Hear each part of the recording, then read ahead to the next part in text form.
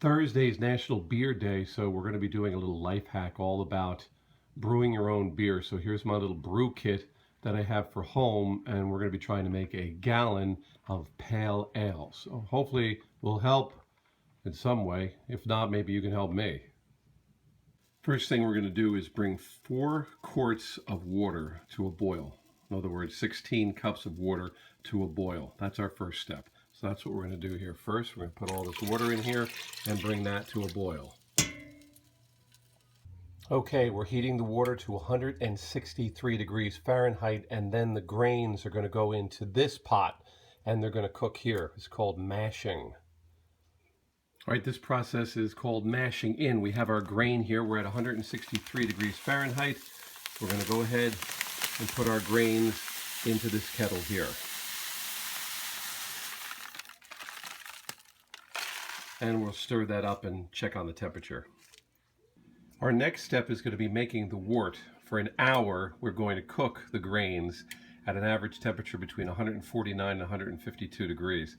So we're going to let that cook, and we're going to do it for an hour, and every 10 minutes we're going to stir and get this ready for the next process.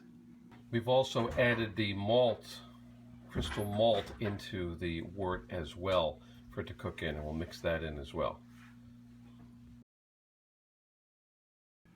Our next step is to bring the wort to a boil. We're going to bring it to 212 degrees Fahrenheit, and then we'll add the hops. We'll be back and do that next after we get to a boil. All right, the wort has come to a boil, so now we're going to add the hops. We're going to put half of the hops in now, and then we're going to put another half in just a little bit.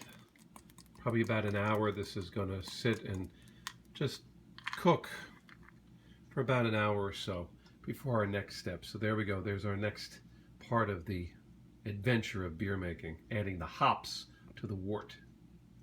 Next, we have the wort in an ice bath to bring the temperature down to about 68 degrees. And then we're going to put it in the fermenter and add the yeast and let it sit and do its thing. So we're almost done. Okay, the fermenter is all set up, and now we wait a week